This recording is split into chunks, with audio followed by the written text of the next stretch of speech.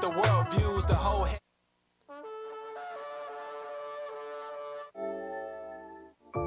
When I hit the surface, they trembling nervous. They know I'm coming for certain. Till I hit the surface, they trembling nervous. They know I'm coming for certain. To murder all these niggas, devour all of these serpents. I patiently waited to turn up with fervent heat. Now that I'm activated, I'ma blow cause it's World War III. I hear you weeping, you're mourning, you're nasty to the T. Hiroshima and Nagasaki ain't got nothing on me. I was raised by chemists, I was made for the judgment. Don't be testing my limits, don't be pushing my buttons. In the Bible, they call me flame and rebuke. And you know that that's the truth, but my homies call me nuke. I was sent here to destroy pleasures and sin. In the day of darkness, even darker than when the day began. Annihilation, no time for evacuations. When these warheads split, it look worse than decapitations. Repentidize it, just genocide or it's genocide. You can't hide if you get left when the saints rise. The wicked looking in the sky, and all they can do is cry, and they already know why, cause it's judged. Gave up sin and started living righteous. It's who I am, I knew I couldn't fight this. When Christ come back, there's gonna be some mourning. You never know, the song could be your final warning. Judgment day, judgment day. When they crack the sky, judgment day, judgment day. Judgment day. You say only God can judge me. Well, trust me, you don't wanna see judgment day. And there'll be no more crying now. So stop all your whining now. The time for change is right now. Repent or die, or judgment. I'm my best on the worst day. How you know? Because I know that's what the words say. He's the steady serving doctors like a feast day. Into the lines so they keep their bagging these away. Yeah, they bagging these away. Silly Christians with their doctors, what the heathens say. They get served a bag of tricks and that'll ease the pain. But it's only for a moment, the morning hand came. Now who the one to blame? When that black Messiah show, now that's another thing. On and all the weakest hands, we show them the way. But the only way, this wasn't the way. All in all the weakest hands, we show them the way. Straight is the way through the gate, that's the only way. This wasn't the way, the only way. This wasn't the way.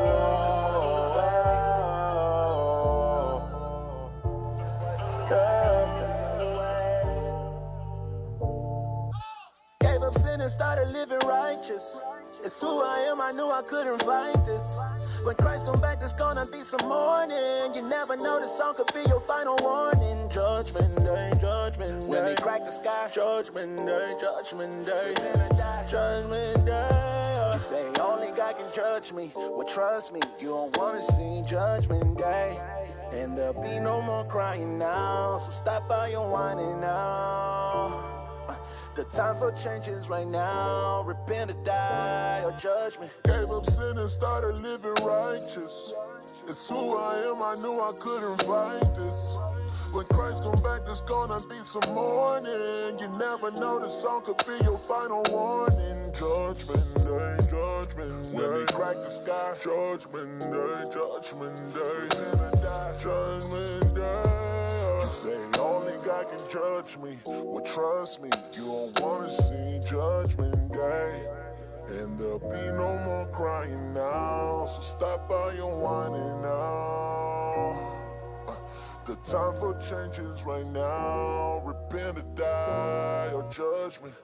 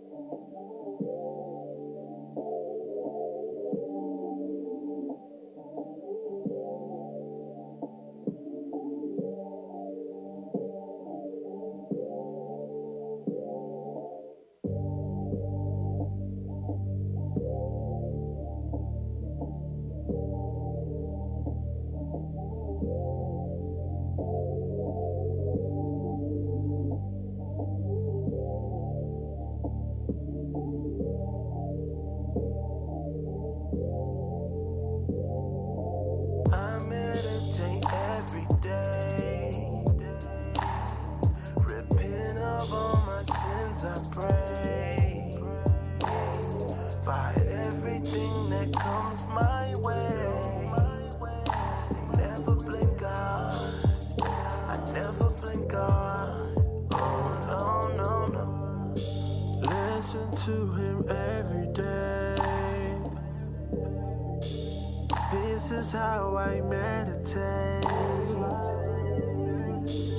Every time I turn the page, it takes me to a different place. Fighting my flesh, I will conquer my sin. The Bible's like a GPS system. It led me right to myself. Better than medication, helps out with fornication. I promise it's my prescription, also it's my addiction. Take a dose of, I just take a dose of every day. Take a dose of Joshua 1 and 8. I meditate every day. Repent of all my sins, I pray. Fight everything that comes my way. Never blame God. I never blame God. Meditating every day like I'm getting paid for it. Wisdom lay dormant, lean out on my own thoughts like a late mortgage. Faith come by hearing like a jury waiting for me. This the world's greatest story. Got our own schools like a bunch of Montessori's. Prayers light up the sky like Aurora Borealis. Boy, oh boy, the chords in this chorus very gorgeous. Wait and see like it's Wake Forest. Pray for us, meditate vibes. Used to stay high, day and night. Now I'm saying say la vie to these lies. I promise you these lines saving lives. Nah, I never play God. The crime rate rise if the mind stay demise. Watch time as it flies through the eyes of a scribe. I repent of pride. The old man died, but he tried to come alive, facing my Frankenstein. But I remain clay, made by the hands of the one with the say. Weaving through the word crochet till I find me a doorway to the throne of his grace. Still at home, still awake, but I meditate every day. Repent of all my sins, I pray. Fight everything that comes my way. And never blame God. I never blame God.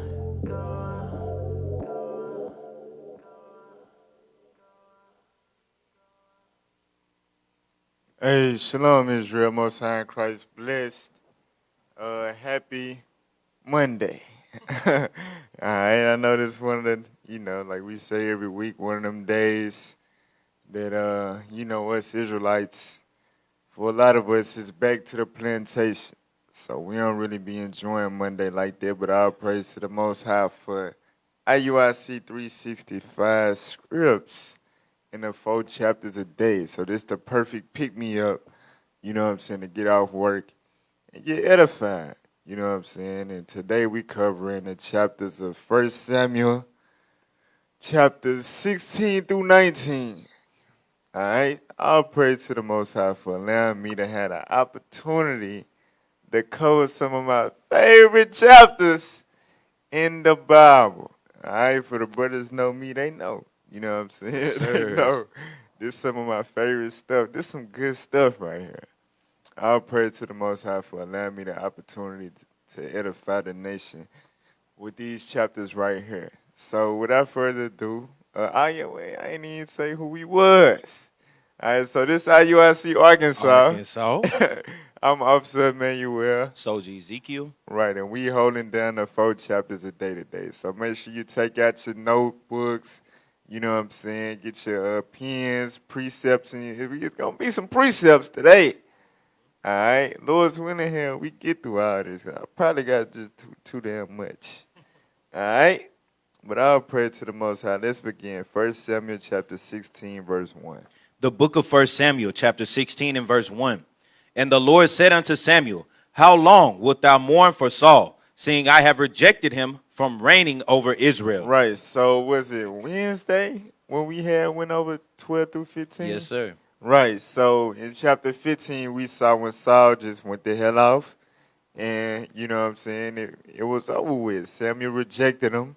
Well, the Lord rejected him. Samuel let him know, look, the Most High plan on replacing you, bruh. Your kingdom ain't going to continue. So Samuel, he was, kind of sad because, he groomed Saul up or whatever. He saw the potential in the brother. And, he was mourning after the brother, for going off. And the Lord was like, how long you going to cry over this Negro? You know what I'm saying? Read on. Fill thine horn with oil and go. I will send thee to Jesse the Bethlehemite, for I have provided me a king amongst his sons. So he letting them know what family to go to. Look, bring your anointing earl or whatever. You finna anoint the next king to be over my people. He gonna be among Jesse the Bethlehemite sons. All right, read. And Samuel said, how can I go? If Saul hear it, he will kill me. Now remember, we went over the influence and the love that Samuel had amongst the people. But this shows the power of the king. You know what I'm saying? Even with the love that Samuel got for the people, even though Saul, the one that raised Saul up, Samuel, the one that raised Saul up, Saul had the power to kill him. Because that's what come with being a king. Let's get that in 1 Esdras. 1 Esdras chapter 4. And let me see. Verse 2. Read verse 2. 1 Esdras chapter 4 and verse 2. O ye men, do not men excel in strength that bear rule over sea and land and all things in them? But yet the king is more mighty. The what? The king is more mighty. So in this chapter, you got a brother going into, because the king of Persia, he wanted the people to tell him what was strongest. Was it wine? Was it the king? Was it women? You know what I'm saying? And Zerubbabel, the one that showed him it was women, but really ultimately the truth that trumps all of that. But this second person, he was going into the king. All right, read verse 7. Verse 7. And yet he is but one man. The king is only one man, read. If he command to kill, they kill. You see that? That's how it go. When you a king, you got that power. You got that authority. You can command anybody. You know what I'm saying? Even a prophet of the land. All right? Hey, I want Samuel gone. Samuel knew that. You know what I'm saying? If he want me gone, they gonna get me gone because he the king. Read on. If he command to spare, they spare. So now let's go back. So they're just showing the power that the king had in his hands, all right? Go back to 1 Samuel 16. 1 Samuel chapter 16 and verse 2. And Samuel said, how can I go? If Saul hear it, he will kill me. And the Lord said, take an heifer with thee and say, I am come to sacrifice to the Lord. Read. And call Jesse to sacrifice. And I will show thee what thou shalt do. And thou shalt anoint unto me him whom I name unto thee. So you going to go in with, what they call incognito. You going to go as if you just going to sacrifice. You ain't finna just be known that you're going to select his replacement. You know what I'm saying? Read on. And Samuel did that which the Lord spake, and came to Bethlehem. And the elders of the town trembled at his coming, and said, comest thou peaceably? Because everybody knew Samuel didn't play. If he was coming to your town, it was probably for some judgment. You know what I'm saying? Right. They was like, is everything all right? Yeah, we good? Are you coming peaceably, Samuel? Read. And he said, peaceably. Yeah, y'all good. Ain't no smoke. Read on. I am come to sacrifice unto the Lord. Sanctify yourselves and come with me to the sacrifice. Come on. And he sanctified Jesse and his sons and called them to the sacrifice. Read. And it came to pass when they were come that he looked on Eliab and said, surely the Lord's anointed is before him. Right. So he looked on, this is Samuel, you know what I'm saying, through his lens as a regular, man. He like, surely that one right there, that's the son that the Lord sent me to anoint to be the king. Watch this though, read. Verse 7, But the Lord said unto Samuel, look not on his countenance. Don't look at their face, or, you know what I'm saying, how they look on the outside, read. Or on the height of his stature. Or how tall he is, read. Because I have refused him. Nah, because I ain't choose him. Just because he looked the mightiest and he tall, he looked like he fit to be the king, that ain't who I picked. That ain't who I got to reign over the children of Israel. Read. For the Lord seeth not as man seeth. For man looketh on the outward appearance, But the Lord looketh on the heart. The Lord look on the heart. So this scripture right here heavy. This is showing the spirit of Christ, the spirit that Christ had when he walked the earth. You know what I'm saying? And that's why like the Pharisees and stuff didn't like him. They're like, why he hanging around these normal people and these publicans, and why he ain't dealing with us? We the mighty men. But Christ, he was looking on the heart. He knew that the Pharisees' them heart was corrupt. But you had those, lower class people that was humble and was willing to give up their life and devote their life to the Lord. That's the spirit of Christ that we just read about. You know what I'm saying? That's the lens that he saw from when he walked the earth. Let's get that in John 7. John 7 and 24. And sometimes that happens to this day. You know what I'm saying? Brother just look on a group of brothers and be like, oh yeah, he must be the leader.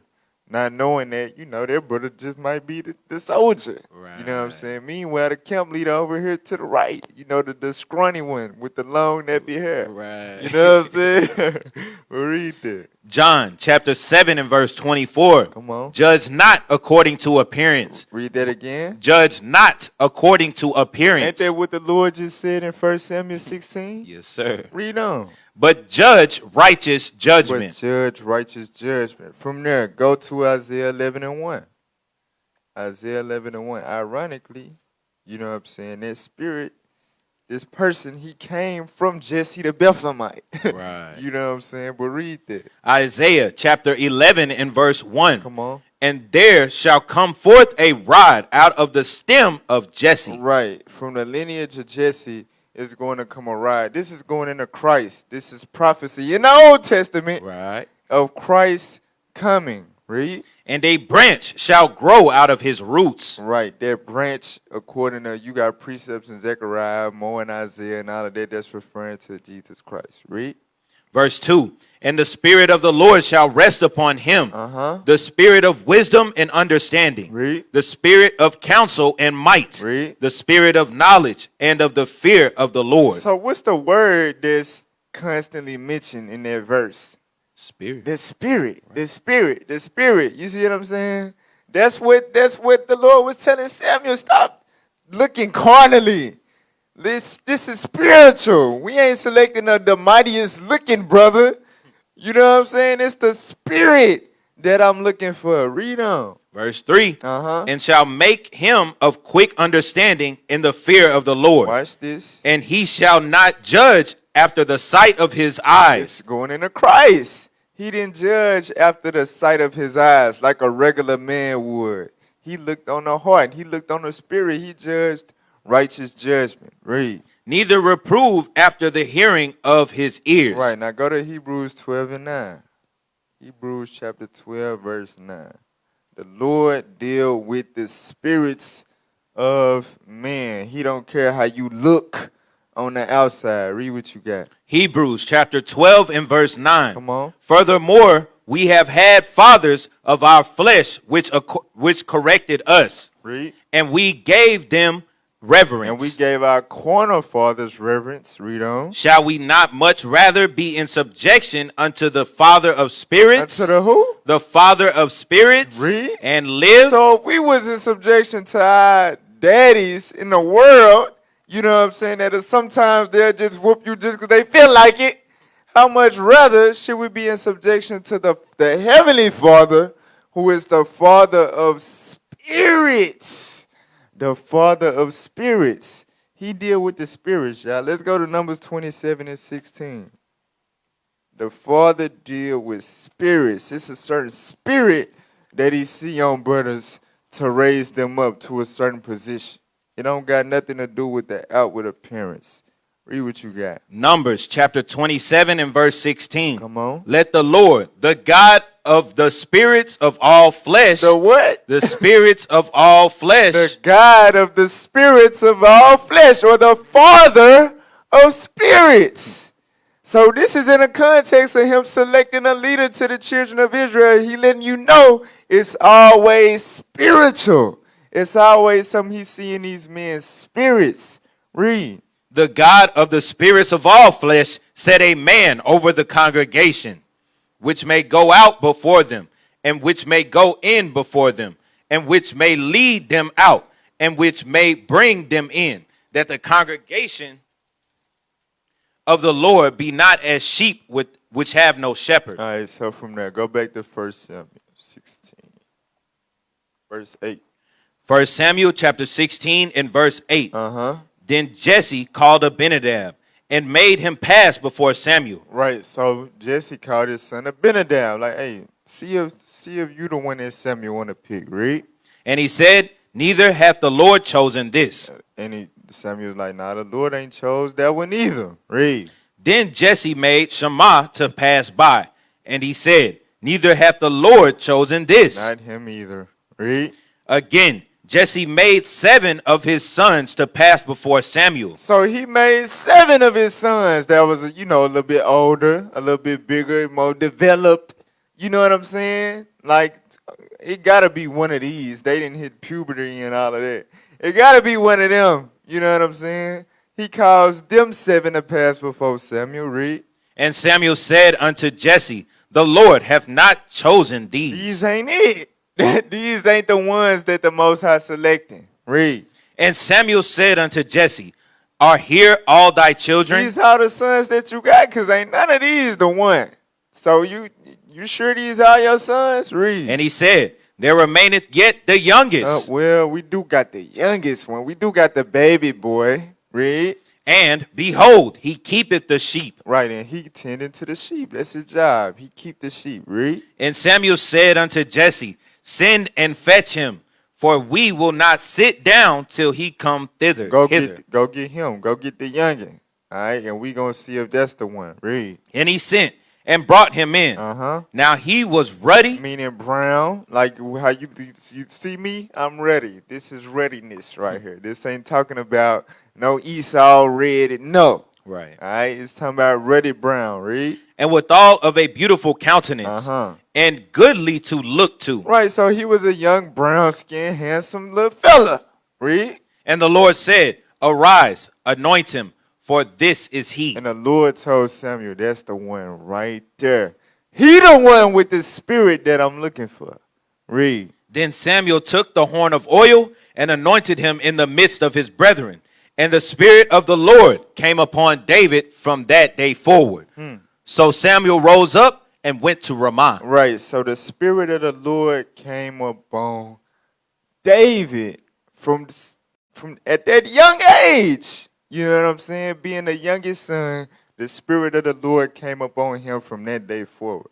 So let's get some precepts. Go to 2 Samuel 7 and verse 8.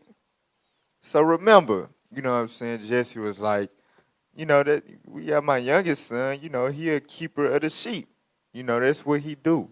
Read what you got. The book of 2 Samuel, chapter 7 and verse 8. Come on. Now therefore, so shalt thou say unto my servant David, thus saith the Lord of hosts, I took thee from the sheepcote. What did God say? I took thee from the sheepcote. Read. From following the sheep, to be ruler over my people, over Israel. So I took you from dealing with literal sheep to be the shepherd over the sheep of the house of Israel. You see that?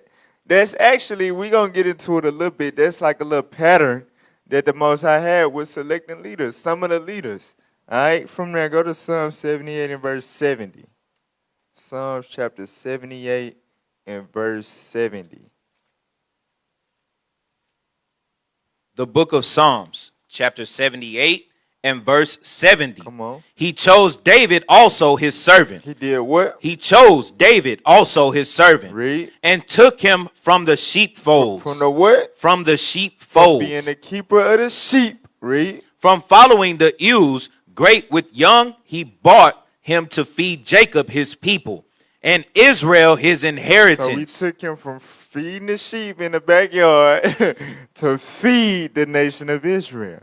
That's heavy right there. Let's see a couple of more examples in which the Most High did something very similar. Let's go to Exodus 3 and 1. It was nothing new that the Lord was doing right there. Exodus 3 verse 1. The book of Exodus, chapter 3 and verse 1. Come on. Now Moses kept the flock of Jethro, his father-in-law. What was Moses doing? Moses kept the flock of Jethro, his father-in-law. So Moses was a keeper of the flock. He was feeding a flock of animals. Read on. The priest of Midian. Come on. And he led the flock to the backside of the desert. Read. And came to the mountain of God, even to Horeb. Come on. And the angel of the Lord appeared unto him in a flame of fire out of the midst of a bush. And he looked, and behold, the bush burned with fire, and the bush was not consumed. And Moses said, I will now turn aside and see this great sight, why the bush is not burnt. And when the Lord saw that he turned aside to see, God called unto him out of the midst. God did what? Called unto him out of the midst of the bush. So as Moses was leading the flock, the literal flock of animals, God called him. Read. And said, Moses, Moses. And he said, here am I. Jump down to verse 10. Let's see what the Most High called Moses to do. To leave the flock of animals, you know what I'm saying? This is what you finna go through. Read. Verse 10. Come on. Come now, therefore, and I will send thee unto Pharaoh, that thou mayest bring forth my people, the children of Israel, out of You're Egypt. being selected to lead this whole entire nation out of captivity. And what did Moses end up having to do? Feed them with the laws of God. You know what I'm saying? Right. Same thing. From there, go to 1 Kings 16, verse 19. See another brother. 1 Kings 16, verse 19. The book of 1 Kings, chapter 16 and verse 19. Come on. 19, verse 16. I'm sorry. Chapter 19, verse 16. The book of 1 Kings, chapter 19 and verse 16. Come on. And Jehu, the son of Nimshi, shalt thou anoint to be king over Israel. Right. So this is the Lord talking to the prophet Elijah. He telling him, two people in particular you need to anoint. All right. You need to anoint Jehu to be the king. Read. And Elisha, the son of Shaphat of Abel-Meholah, shalt thou anoint to be prophet in thy room. Right. So you're going to anoint Elisha or Elisha, this young prophet, to end up being a prophet that's going to take your place when I take you away. Jump down to verse 19. Verse 19. Come on. So he departed thence and found Elisha, the son of Shaphat, who was plowing with 12 yoke of oxen before him. So what was Elisha doing? Dealing with flock, dealing with animals. You see what I'm saying? Same thing. This is a pattern, with leaders, prophets, so on and so forth being selected. Read. And he with the 12th and Elijah passed by him and cast his mantle upon him. And he left the oxen and ran with Elijah and said, let me, I pray thee. Right. So Elijah, he did a drive-by anointment. He rolled by, cast the mantle on him. You know what I'm saying? Read verse 21. Verse 21. Come on. And he returned back from him and took a yoke of oxen and slew them and boiled their flesh with the instruments of the oxen and gave unto the people, and they did eat. Then he arose and went after Elijah and ministered unto him. Right. So from that day forward, he left, the caretaking of their literal flock to go and be a prophet to the nation. He became Elijah's servant, his protege, and eventually he became the prophet in Elijah's place. From there, let's get Amos 7 and 14. Amos 7 and 14. There's more. Read. Amos chapter 7 and verse 14. Come on. Then answered Amos and said to Amaziah, I was no prophet, neither was I a prophet's son. Right. So Amos was like, he letting the dude Amaziah know. I ain't doing it because the dude Amaziah was trying to make it seem like Amos was a pest. He was just trying to get on everybody's nerves. Amos letting him know, like, bro, I ain't even signed up for this, bro. You know what I'm saying? I wasn't no prophet. My daddy wasn't no prophet. None of that. Read. But I was an herdman and a gatherer of sycamore fruit. I was a herdman. I dealt with herds. You know what I'm saying? I was dealing with flocks of animals. And I was a gardener. Read on. And the Lord took me as I followed the flock. And the Lord did what? Took me as I followed the flock. As I was following the literal flock of animals. Read on. And the Lord said unto me, Go, prophesy unto my people Israel. Go and feed the flock of the Israelites. So we see that's a pattern in the scriptures. Right. You know what I'm saying? That's how the Most High selected a number of prophets. All right, go to Susanna real quick. There's more. Susanna, because we want to deal with the young age too. Because not only was he a keeper of the sheep, you know what I'm saying, dealing with flocks of animals, but he was also young. And the Most High went ahead and put the Spirit on him. That's nothing new as well. Susanna, verse 45. Yes, sir. The history of Susanna, verse 45. Come on. Therefore, when she was led to be put to death, the Lord raised up the Holy Spirit of a young youth whose name was Daniel. Right, so he raised up the Holy Spirit of a young youth, a young man. You see what I'm saying? Named Daniel. So that's another example. He was also endowed with the Holy Spirit of God at a very young age. Go to 1 Peter 1 and 10. 1 Peter chapter 1, verse 10. Let's see what this spirit was that was in these prophets. Read what you got. The book of 1 Peter chapter 1 and verse 10, of which salvation the prophets have inquired and searched diligently, who prophesied of the grace that should come unto you. Read. Searching what or what manner of time the Spirit of Christ which was in them did signify. So that spirit that was in all these brothers, you know, when they got selected to feed the flock of the Israelites, it was the Spirit of Christ that was in them. Read on. When it testified beforehand the sufferings of Christ and the glory that should follow. Right. So from there, you could drop that now. Let's go back to 1 Samuel. So hopefully that ain't go over people's heads and then, you know what I'm saying? But it's just showing, you know, what he did there in 1 Samuel 16, you know, with him being a young keeper of the sheep. You know, there was things that the Most High had done throughout time dealing with, you know, people that he selected. It wasn't, you know, just like the 1 Corinthians 1. Right. He ain't going to select the ones who everybody know mighty. Just like it was giants in the earth. The Most High didn't choose them. You know what I'm saying? He didn't choose the giants that was in the earth. He chose Israel. You know, that was few in number and all of that. That's how the Most High operated. He dealt with the spirit, not what you can carnally see. All right? 1 Samuel 16, verse 14 now.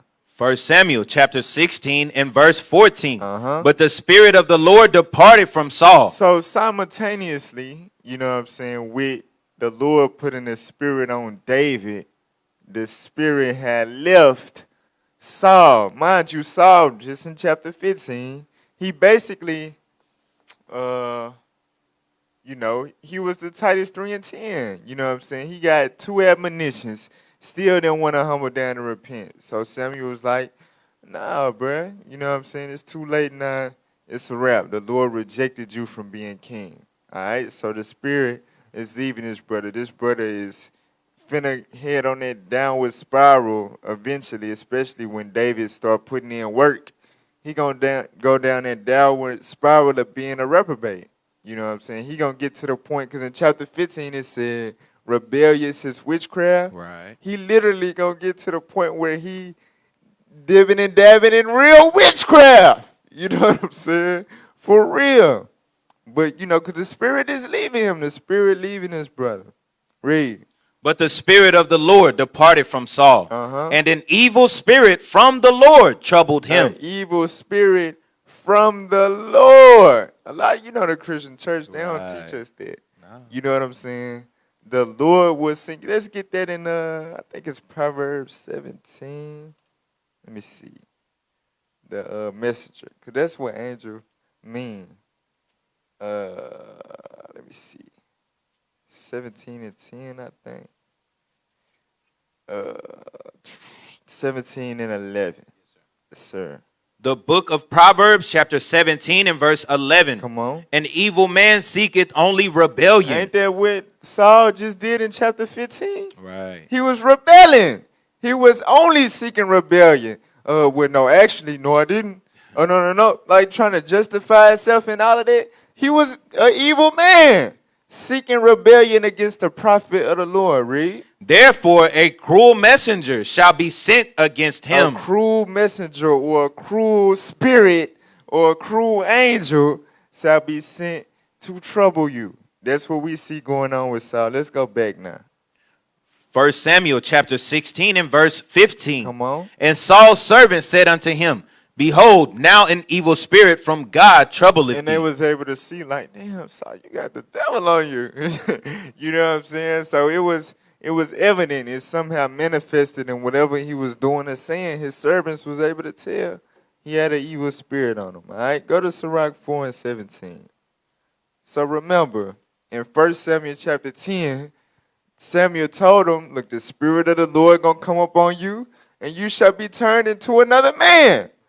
And we saw in chapter 11 when he rose up, to save the people, he was in the spirit. The spirit of the Lord was on him. But we just saw, that the spirit departed from him after his rebellion, after his wickedness against the prophet, really against the Lord. All right, Sirach 4:17. The book of Ecclesiasticus, chapter 4 and verse 17. Come on. For at the first she will walk with him by crooked ways. Right, so the spirit was trying to deal with Saul, because remember, he had chicken, he was, in chapter 13. You know what I'm saying? The Lord was trying to deal with him in his crooked ways. He was scared at first to be the king and all of that. But read on. And bring fear and dread upon him. But the Lord will bring fear and dread upon you. Read. And torment him with her discipline. Read. Until she may trust his soul. Uh-huh. And try him by her laws. Right. So Saul ended up being put through a trial. Let's see if he gonna keep my commandment that I give through the mouth of the prophet. And let's see will he go to the right or to the left of it. You see, will he add to it or diminish from it? He was tried by the laws of God. Read on. Verse 18. Uh-huh. Then will she return the straight way unto him. Read. And comfort him and show him her secrets. So if he would have passed the test, Saul would have elevated on a whole nother level. We would have been talking about the mighty tribe of Benjamin. Right. all these years. But what happened? Read on. But if he go wrong, like Saul did, he went wrong. He went the hell off. And God is saying, if you go wrong, read. She will forsake him. The spirit of wisdom, that Holy Spirit, will forsake you, meaning depart from you. Read on. And give him over to his own ruin. Right, and that's what happened with Saul. He was given over to his own ruin. He fell into that, that downward spiral, that abyss of jealousy, envy, hatred. You know what I'm saying? And that's what happened. He went to his own ruin. Go to Wisdom of Solomon chapter 1 and verse 3. Wisdom of Solomon 1 and 3. The book of the Wisdom of Solomon, chapter 1 and verse 3. For forward thoughts separate from God. Right, the word forward means contrary.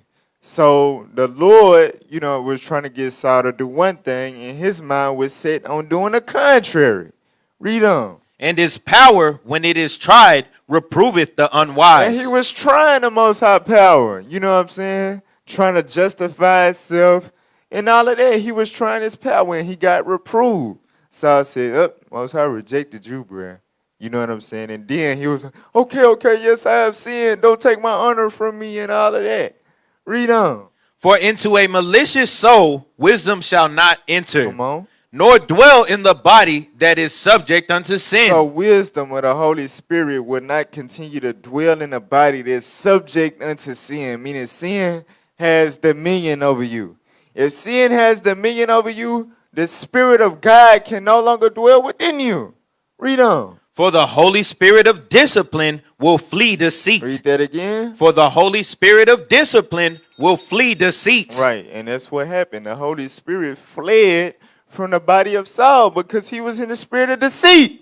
All right, read on. And remove from thoughts that are without understanding. And will not abide when unrighteousness cometh in. Right, will not stay when unrighteousness comes in. So let's go back. So we see why the spirit left Saul. All right, he got tried by the laws of God and he failed. And he was only seeking rebellion. He wasn't even trying to humble down and repent. So the Lord was like, all right, I'm going to put the spirit on this young man, this young sheep feeder, and I'm going to take the spirit from your Negro self. All right, let's go back. Verse 16. Yes, sir. 1 Samuel chapter 16 and verse 16. Come on. Let our Lord now command thy servants, which are before thee, to seek out a man who is a cunning player on an harp. So this was what they came up with to help Saul with his evil spirit. They said, let us seek somebody who is a good harp player, somebody that's good at music. Read on. And it shall come to pass, when the evil spirit from God is upon thee, that he shall play with his hand, and thou shalt be well. So somehow our people understood back then that, you know what I'm saying, music could be used, basically it's spiritual. With this evil spirit on you, if somebody come play the right tunes, you'll be all right. The evil spirit will leave you. You know what I'm saying? But, oh no, I don't think brothers understand that nowadays. You know what I'm saying? Music is spiritual. That's what the Bible is letting us know. Let's get that in 1 Chronicles 25 and 1. 1 Chronicles 25 verse 1. Music is spiritual. Read that. Go ahead. 1 Chronicles chapter 25 and verse 1. Moreover, David and the captains of the host separated to the service of the sons of Asaph and of Haman and of Jeduthun, who should prophesy with harps. Who should do what? Who should prophesy with harps. They should prophesy with harps. So they're going to prophesy with instruments of music. Read on. With psalteries and with cymbals, and the number of the workmen. Okay, so it said that these men, these musicians, was going to prophesy with their musical instruments. Let's get Colossians 3. Colossians 3 and 16. Colossians 3 and 16. The book of Colossians, chapter 3 and verse 16. Come on. Let the word of Christ dwell in you richly in all wisdom. Read. Teaching and admonishing one another in psalms. Wait a minute. You know what a psalm is, right? A psalm is a verse or a song. Right. That's what a psalm is. It says teaching and admonishing one another or prophesying to one another in psalms. You got to think about it, bruh. We got 150, you know what I'm saying, songs or verses in the Bible that's edifying as hell. They tell you who the daughter of Babylon is. They tell you the crafty counsel. That they got to tell you that the inward thought of every one of them is deep. You know what I'm saying? They tell you the law was given to Israel. All type of stuff in the book of Psalms. Right. You know what I'm saying? But all of them was literally like jams back in the day. Right. Like, yeah. hey, saying to the Lord a new song. Right. Hey, you know what I'm saying? Right. Teaching and admonishing one another in Psalms. Read on. Another in psalms and hymns and spiritual songs. And what? Spiritual songs. Now, let me see. Who better be listening to? NBA Youngboy. NBA Youngboy songs. Right. Spiritual songs. Now, who else? Cardi B. Cardi B songs. Spiritual songs. God said teaching and admonishing one another with spiritual songs. Read on. Singing with grace in your hearts to the Lord. To the who? To the Lord. To the hoes. To the Lord. To the Lord. So that show you how far. Remember, in Psalms 137, it said that our enemies will require of us a song. And the next verse said, how we going to sing the Lord's song in a strange land? Meaning what? In this captivity, the white man going to pay millions of dollars to Negroes and Hispanics to sing songs to be the opposite of what we just read. Not spiritual songs, but songs to get us to destroy one another. You know what I'm saying? Because the prophets back then, they understood. Right. That stuff is spiritual. You can heal the evil spirit that's on somebody from playing a spiritual song. So what do you think can happen to a spirit that's good that get played an evil song to? You know what I'm saying? Right. That's why I say evil communications corrupt good manners. You know what I'm saying? We got to be mindful when it comes to music. God is telling us in the scriptures, that music is spiritual. All right, let's go back to 1 Samuel 16. 1 Samuel chapter 16 and verse 18. Come on. Then answered one of the servants and said, Behold, I have seen a son of Jesse the Bethlehemite that is cunning in playing, and a mighty valiant man, and a man of war, and prudent in matters, and a comely person, and the Lord is with him. You know who? And the Lord is with him. Right, so this is saying that it was a son of Jesse. It didn't say his name, but it was a son of Jesse that he go hard with the instruments, and he mighty, and he good at following orders. He wise with handling matters. And he a comely person, meaning he handsome. Let's see who this was. Go to Sirach 47 and verse 2. So this particular son of Jesse, he was cold with music. All right? A cunning player with a harp. Read what you got. The book of Sirach, chapter 47 and verse 2. Come on. As is the fat taken away from the peace offering, so was David chosen out of the children of Israel. So this is going into David, that particular son of Jesse, his youngest son. Read verse 8. Verse 8. In all his works he praised the Holy One Most High with words of glory. With what? Words of glory. Read. With his whole heart he sung songs. With his whole heart he did what? He sung songs. So David was a singer. You know what I'm saying? He had them vocals. I ain't even finna I ain't finna try to hit none right now. I'll make my forefather look bad. You know? But he was a singer. You know what I'm saying? That's why, hey, we the salt of the earth. We always been the best singers in the planet. Facts. King David was a singer. Read on.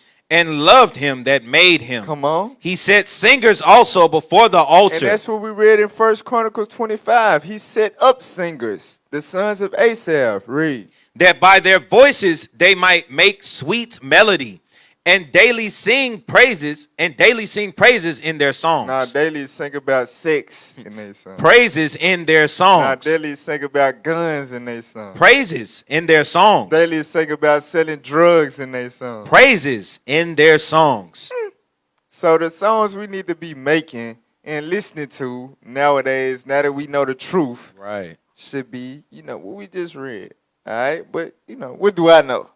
Let's go back to 1 Samuel. I'm just reading the Bible. I don't know. 1 Samuel 16, verse 19. 1 Samuel chapter 16 and verse 19. Come on. Wherefore Saul sent messengers unto Jesse and said, Send me David thy son, which is with the sheep. So that was the son of Jesse they was talking about. That's the one that was cold with the music and was mighty and prudent in matters and comely. It was David.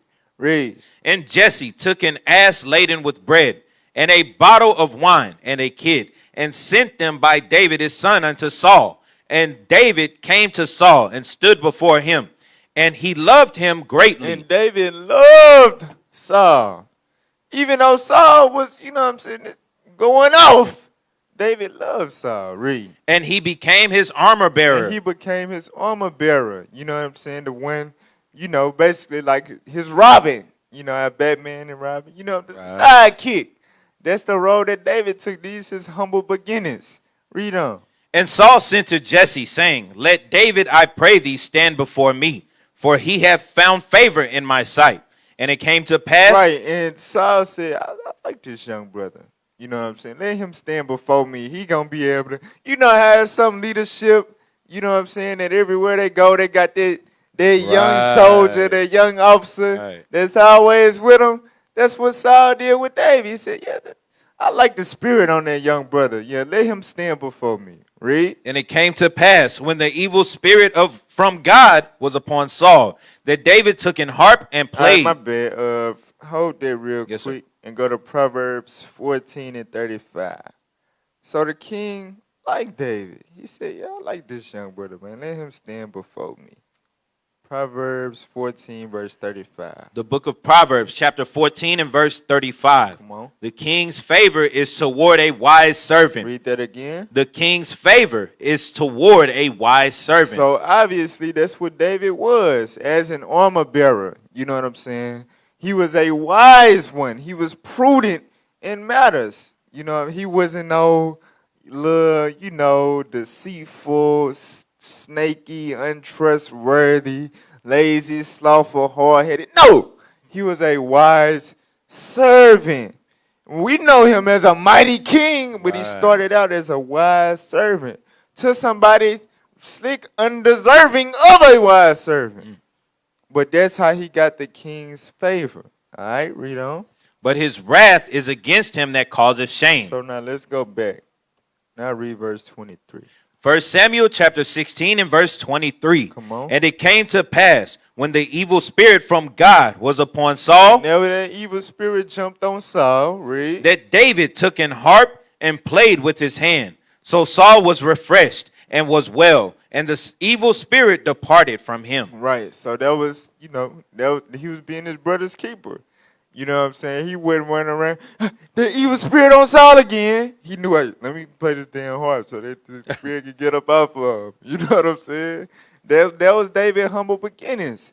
And that's, it's heavy because a lot of us, just like with the stuff that happened a couple years ago, for some reason, even though we all know we coming from the world and we was all once foolish and disobedient and all of that, and we know we all battle, ain't nobody perfect. For some reason, you got young brothers, sisters, young brothers and sisters that'll come up in a congregation always trying to find fault in their leadership. You know what I'm saying? David didn't roll in that spirit. He was faithful. He was loyal to the brother. And when he did see his leader have, the evil spirit on him, he helped him. You see what I'm saying? That's the example that we need to follow. That's how brothers and sisters do not be studying, man. They do not be in the spirit. All right? What you finna say?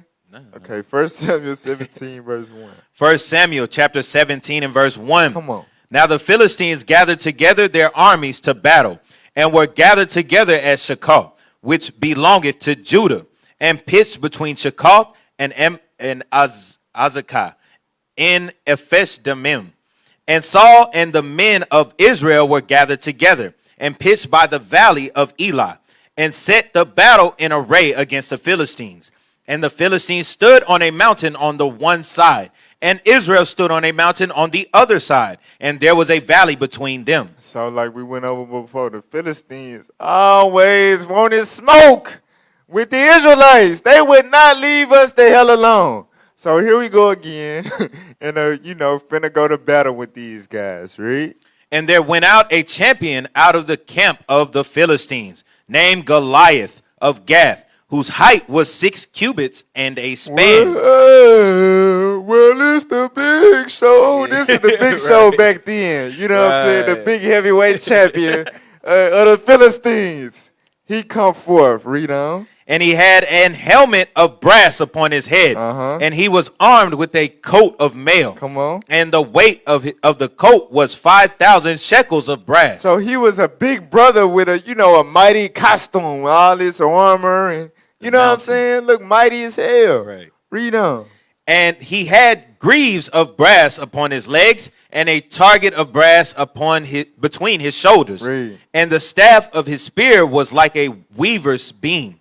And his spear's head weighed 600 shekels of iron, and one bearing a shield went before him. So he had a person as a shield. You know what I'm saying? He didn't just carry a shield. He had a person to walk around with a shield in front of him.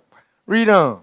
And he stood and cried unto the armies of Israel, and said unto them, Why are ye come out to set your battle in array? Why you come out here acting like y'all finna do something to us? Read on. Am not I a Philistine, and ye servants to Saul? Choose you a man for you, and let him come down to me. Choose you a man from amongst you to come down and face me. Read. If he be able to fight with me and to kill me, then will we be your servants. So if y'all find a guy out of y'all camp, to defeat me, then we'll become y'all servants. Read.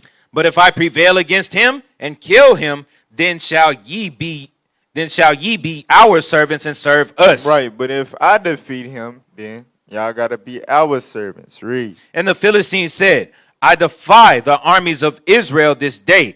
Give me a man that we may fight together. Give me a man that we may fight together. Read. When Saul and all Israel heard those words of the Philistine, they were dismayed and greatly afraid. Right. So this really is, it really kind of sounds like an episode of Raw, you know what I'm saying, SmackDown. So you got this bold heavyweight champion or whatever. You're like, man, give me anybody from back there, you know what I'm saying, that could 1, 2, 3 me, you know what I'm saying? And I then. But if not, I'm going to remain a champion. Y'all going to have to bow down and serve me and my people. All right? From there. Go to 2 Timothy 1. It said the people was dismayed and greatly afraid. So you got to think. They was in that carnal spirit. You know what I'm saying? Like, dang, he this tall, he this big, he mighty, he got armor of brass. We ain't even going to be able to penetrate his armor. You know what I'm saying? Like, it's over with. We done. So Saul and the people was afraid. Read what you got. The book of 2 Timothy, chapter 1 and verse 7. For God hath not given us the spirit of fear. So that's showing you that there wasn't, remember, the spirit had left Saul, right? Right. He was not in the spirit of the Lord to be fearful and afraid of the big, you know what I'm saying, big, mighty, muscular, whatever, Goliath. That was not the spirit of God. Read. But of power and of love and of a sound mind. Right, so that's the spirit that the Most High give us, not fear. Go to Isaiah 51, verse 12. So this is how God wants us, when we in situations like that, as the men of God, this is how we supposed to feel. Read what you got. The book of Isaiah, chapter 51 and verse 12. Come on. I, even I, am he that come forth, that comforteth you. God said, I'm the one that comforteth you. Read. Who art thou, that thou shouldest be afraid of a man that shall die? Who is you? You my chosen people. You know, you are the sons of me, the living God. What you think you need to be afraid of a man that's going to die for? Read on. And of the Son of Man, which shall be made as grass. That man, you know, that's talking all that, whatever, eventually, he going to die. I'm superior to him and you my people, so what are you scared of him for? That's the Most High point of view. Right. You know what I'm saying? From there, let's go to Deuteronomy chapter 20. So God put laws in the Bible concerning when we was going to battle. You know what I'm saying? And obviously that wasn't followed by Saul.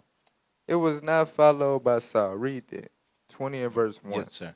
Deuteronomy chapter 20 and verse 1. Come on. When thou goest out to battle against thine enemies and seest horses and chariots and a people more than thou. And the people what? More than thou. And the people more than you. Read. Be not afraid of them. So that's a law. God said when you see an intimidating opposition, don't be scared. Read on. For the Lord thy God is with thee. For who? The Lord thy God is with The thee. Lord that could never die is with you. What you gonna be afraid of a man that's gonna die for? If the Lord your God is with you. Read. Which brought thee up out of the land of Egypt. Come on. And it shall be when ye are come nigh unto the battle, that the priest shall approach and speak unto the people. Read. And shall say unto them, Hear, O Israel, ye approach this day unto battle against your enemies. Let not your hearts faint. Right, meaning don't be weak. Read. Fear not, and do not tremble. Neither be ye terrified because of them. So that's what the leader is supposed to be speaking to the people to get them in the spirit. Don't be afraid. Don't be terrified. You know what I'm saying? Don't be fearful. Read on. For the Lord your God is he that goeth with you to fight for you against your enemies, to save you. So it said the Lord your God is the one that's going to fight and defeat your enemies. So what did this really show with Saul and the people at this time? That they lacked faith in the Most High. You know, that wasn't nothing but a trial of faith. Yeah, I'm going to put the spirit on a big, you know what I'm saying, intimidating, Shaquille O'Neal looking probably African, you know what I'm saying, with a big mouth to try to scare y'all. And I'm going to see if y'all going to still believe what I wrote aforetime in Deuteronomy, that I'm with you to fight your battles. The same God that destroyed Pharaoh and all them Egyptians that pursued after you. That's showing, hey, our people even back then, they wasn't in the spirit, you know what I'm saying, for real. So now let's go back now. Let's go back to 1 Samuel 17, verse 12. 1 Samuel chapter 17 and verse 12. Now David was a son of that Ephrathite of Bethlehem, Judah, whose name was Jesse, and he had 8 sons. And the man went among men for an old man in the days of Saul. And the 3 eldest sons of Jesse went and followed Saul to the battle. And the names of his 3 sons that went to the battle were Eliab, the firstborn, and next unto him Abinadab, and the third Shammah. Right, so the same 3 that the Lord said in 1 Samuel 16 that he refused, that he didn't choose. Read. Verse 14. And David was the youngest, and the 3 eldest followed Saul. Read. But David went and returned from Saul to feed his father's sheep at Bethlehem. And the Philistine drew near morning and evening and presented himself 40 days. Right, so this dude, for 40 days straight, coming and talking head, you know. Cash money. So weak ass home, man. You know what I'm saying? Well, you know, with an African accent. Trying to scare us. 40 days straight. Read on. And Jesse said unto David his son, take now for thy brethren an ephah of this parched corn, and these 10 loaves, and run to the camp to thy brethren, and carry these 10 cheeses unto the captain of their 1,000, and look how thy brethren fare, and take their pledge. Now Saul and they and all the men of Israel were in the valley of Elah fighting with the Philistines. Right, so David was sent, you know what I'm saying, to bring his brothers and Saul and them at war some stuff, you know what I'm saying, to get them straight. All right, read on. And David rose up early in the morning and left the sheep with a keeper and took and went as Jesse had commanded him. And he came to the trench as the host was going forth to the fight and shouted for the battle. So as he coming to fulfill what his father told him to do, like he see the whole scene, he see what's going on, he see the Philistines talking crazy, and he see the Israelites being scared. Read on. For Israel and the Philistines had put the battle in array, army against army. And David left his carriage in the hand of the keeper of the carriage, and ran into the army, and came and saluted his brethren. And as he talked with them, behold, there came up the champion, the Philistine of Gath, Goliath by name, out of the armies of the Philistines, and spake according to the same words. And David heard them. Right, so Goliath rehearsed his same little daily, you know what I'm saying, smack talk. You find somebody to go against me, then we'll be y'all slave, but y'all know y'all can't, so just prepare to bow down to us. So David heard this as he was saluting his brothers, read. Verse 24. And all the men of Israel, when they saw the man, fled from him, and were sore afraid. They did what? And were sore afraid. So it said that all the men of Israel, they fled from Goliath and were sore afraid. Now you got to think, this your whole nation, freedom is on the line. Your land, everything you possess, all of that is on the line.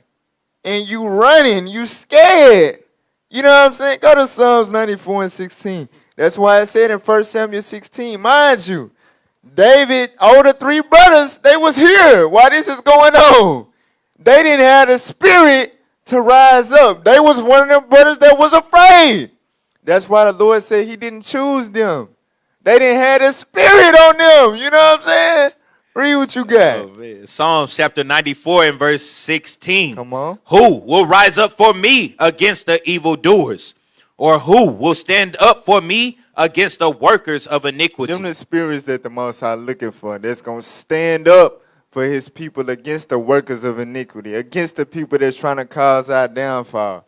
That's who the Most High looking for. He ain't worried about outward appearance. So go back now.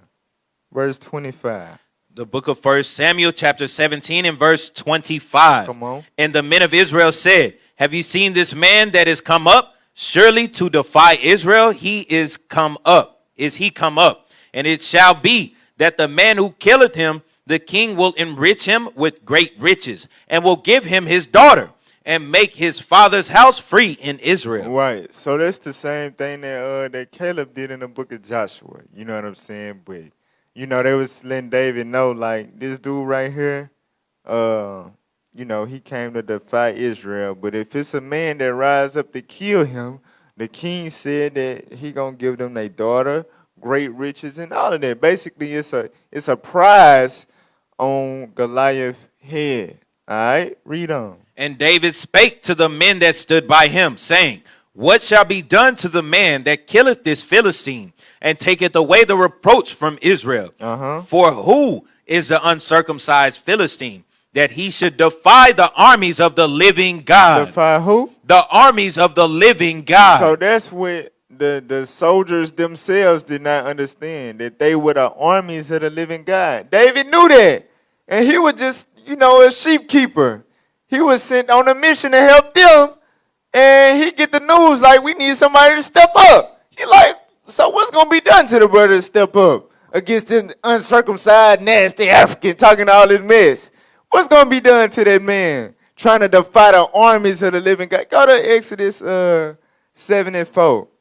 Believe it or not, the so-called blacks and Hispanics and Native Americans, we are the armies of the living God. That's right. That's why we can set in order in these last days. So you got to think, if you despise order, you basically, you know what I'm saying? That's just like when Esau, when he did the draft, you know what I'm saying, some years ago? Yeah. That's basically, instead of getting the kingdom and all that with the army of God, you're trying to be sent, you know what I'm saying, to prison. You're going to be left in Babylon with your enemy, with your oppressors. You brothers that hate order, y'all need to get it together. We are the army of God. Every army requires order.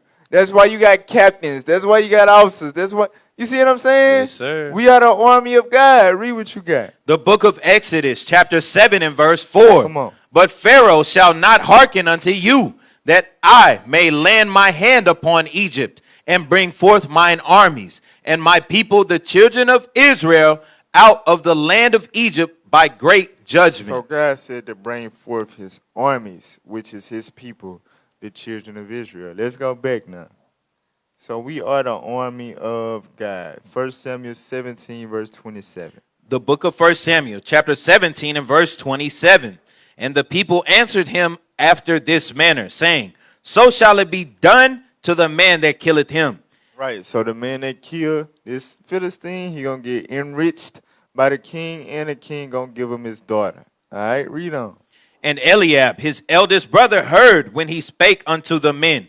And Eliab's anger was kindled against David. And he said, Why camest thou down hither? And with whom hast thou left those few sheep in the wilderness? I know thy pride and the naughtiness of thine heart. So what is this, just like, a regular big brother talking to a regular little brother? Like, what the? I ain't supposed to be down there with the sheep. What your little badass doing out here? I know your little curiosity, the naughtiness of your mind, trying to be nosy. That's what his big brother's saying, man. Take your head back to the house. Daddy probably looking for you right now. Read on. For thou art come down that thou mightest see the battle. You trying to see the battle. You know what I'm saying? You trying to get you know how little kids be sneaking in when this is a PG-13 and up movie. Right. Just stay out of the room. They trying to sneak in. Like, did you need some water? Nah, you just trying to sneak and see the movie.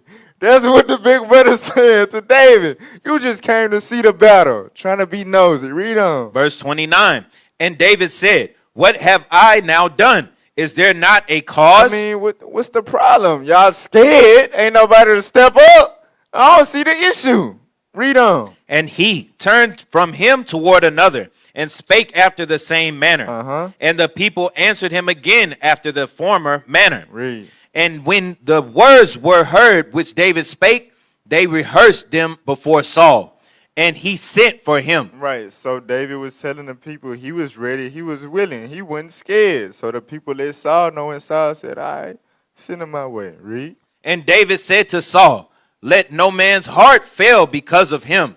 Thy servant will go and fight with the Philistine. Right, don't let nobody get scared, don't nobody panic. I'm going to handle it. I got it. I'm going to knock this big, nasty, dirty African out. You know what I'm saying? No worries, Saul. I got this. Read on. And Saul said to David, thou art not able to go against this Philistine to fight with him. You gotta think, bruh. For Saul to say that, like David probably came in and was talking, and Saul, cause they tell us Saul, we got somebody to say they're ready. He come in, he talking. Saul probably like, where he at? Right. Oh, yo, look, what the heck? You ain't able to go fight again. Little buddy. Get your ass on somewhere. Read on. For thou art but a youth. You too damn young. Read. And he a man of war from his youth. And he been about this life since he was your size. So you ain't ready. But what does this show? Hold it. Go to 1 Timothy 4. Right, we know this one. 1 Timothy 4, verse 12. So, a lot of young, what I'm saying, a lot of young people that come into this truth. If the Lord is dealing with you in a special type of way, don't let nobody discourage you and how you thinking that you too young to be a mighty man of the Lord. You know what I'm saying? I came into this truth when I was 19 years old. You know what I'm saying? And I was with it. You know what I'm saying? I wouldn't let nobody say, man, yo, you too young. You gonna live, you got life to live, man. You too young to be worried about that Bible and all of that. Yeah, I didn't let none of that deter me, and I'll pray to the Most High. I'm here now. All right, read what you got. 1 Timothy chapter 4 and verse 12. Come on. Let no man despise thy youth. What it say? Let no man despise thy youth. So that's what God said. You know what I'm saying? To hell with a hater gotta say. The Lord said, don't let nobody despise your youth. Tell you ain't able to do something because you too young. When the Lord put the spirit on there, brother. You know what I'm saying? In his youth. So, that's just an example right there. Read on. But be thou an example of the believers in word, in conversation, in charity, in spirit, in faith. And what? In spirit, in faith. In faith. That's what, because the nation of Israel obviously don't got that example. You know what I'm saying? Nobody has the faith to stand up against Goliath. So that young man, that young youth had to be that example of faith. Read on. In purity. And in purity. So now let's go back. So they just show you the mastermind of the Most High. Like, I'm gonna show y'all that y'all lack faith by selecting a young little, you know what I'm saying, a young little guy to boldly stand up to defeat this big gigantic enemy. That's all of the Most High. That's how he operates. That's how he do stuff. All right? Yes, sir. Read. 1 Samuel chapter 17 and verse 34. Come on. And David said unto Saul, thy servant kept his father's sheep, and there came a lion and a bear, and took a lamb out of the flock. So David giving Saul a little bit of his resume, since Saul trying to play him like he a young, you know what I'm saying? You young, you ain't nothing, you ain't mighty. This dude been mighty. Saul let him know, hey, look, hey, bro. David letting Saul know, hey, bro, one day, what did it say? A lion and a bear came and took a lamb out of my flock, because he a keeper of the sheep. Right. A bear and a lion thought they were going to come and take a sheep out of my flock. Right. Read on. And I went out after him and smote him and delivered it out of his mouth. Read. And when he arose against me, I caught him by his beard and smote him and slew him. So I'm killing lions and bears behind my sheep. I don't play. I might look small, but I will give a lion and a bear the business. For real, you better check my background, Saul. You think you playing with. Go to Sirach 47. Sirach 47 and verse 3. It's going back into David, his background. Read what you got. The book of Sirach, chapter 47 and verse 3. He played with lions as with kids. He did what? He played with lions as with kids. Right, so just like, you have some little kids that's able to play with them little young goats and stuff in the backyard. That's how David played with lions. Talking about the ferocious animals. David played with them like a kid to be playing with kids, with goats. Read on. And with bears as with lambs. You play with bears like your kids, your sons or whatever, play with sheep. That's how he played with big ferocious bears. For real. David was a young mighty dude. Let's go back now. Saul did not know that about him. All right. Where you was at, verse 37. Yes, sir. 1 Samuel chapter 17 and verse 37. David said, moreover, the Lord that delivered me out of the paw of the lion and out of the paw of the bear, he will deliver me out of the hand of this Philistine. So the same God that delivered me from the lion and from the bear, he gonna be the same God that delivered me from this big, dirty, talking African. You see, it's no different. Read on. And Saul said unto David, go, and the Lord be with thee. All right, go ahead, young blood. Do you? Read on. And Saul armed David with his armor, and he put an helmet of brass upon his head. Also he armed him with a coat of mail. Right, so Saul gave him the king armor. All right, read on. And David girded his sword upon his armor, and as he essayed to go. Right, so he was finna go with this armor that the king gave him. Read. For he had not proved it. And David said unto Saul, I cannot go with these, for I have not proved them. And David put them off him. Really, you gotta think he young. You know what I'm saying? He's small compared to the rest of the men. He couldn't fit it. He probably dragging all on the damn ground. The helmet dangling all over the sides of his head. It's all loose. He's like, man, I can't get jiggy with this. No, here, Saul. I'm not taking this. I'm straight. Read. And he took his staff in his hand and chose him 5 smooth stones out of the brook and put them in a shepherd's bag. So now look, hold there. Go to Ephesians 6. I gotta chill out with the precepts, man. We gotta get through the chapters. Go to Ephesians 6. So he gave Saul his armor back, and this the armor that he put on. Instead of the helmet of brass and all of that, this is what David put on. Ephesians 6:16. Ephesians chapter 6 and verse 16. Come on. Above all, taking the shield of faith, wherewith ye shall be able to quench all the fiery darts of the wicked. You see that? That's the shield that David took on. He said, I'm straight on this big ass thing that you're trying to get me to carry. You know what I'm saying? I'm going to take on the shield of faith. I believe that my God going to fight for me. I ain't worried about this big carnal thing of brass, this heavy ass thing you're trying to get me to carry the battle. I'm straight. He took on the shield of faith. Read. And take the helmet of salvation. The what? The helmet of salvation. I'm straight on that helmet of brass that can't fit my head anyway. I'm going to take on the helmet of salvation. Read. And the sword of the Spirit, which is the word of God. So that's the sword that David was fighting with. The sword of the Spirit. All right, let's go back now. Let's go back. What verse we at? 39? Yes, sir. 40. 40. Yep. 1 Samuel chapter 17 and verse 40. And he took his staff in his hand and chose him 5 smooth stones out of the brook and put them in a shepherd's bag which he had, even in a scrip, and his sling which was in his hand. And he drew near to the Philistine. So he took 5 smooth stones, put them in a little shepherd's bag with a scrip, and he had a sling in his hand. So you gotta think, if you seen a young youth walking around with that, you thinking they finna go play, trying to kill some little birds or something. He going to fight a dude known for catching bodies. You know what I'm saying? To face him one-on-one. That's what he bringing. Not no armor, not no big, helmet, or none of that. 5 smooth stones in a sling. You got to think like this little nigga out of his mind. You know what I'm saying? Right. Read on. Verse 41. And the Philistine came on and drew near unto David. And the man that bare the shield went before him. And when the Philistine looked about and saw David, he disdained him. So the giant Goliath, he had to, where he at? What? Y'all said who? Oh, this little dude right here, you couldn't even see him at first.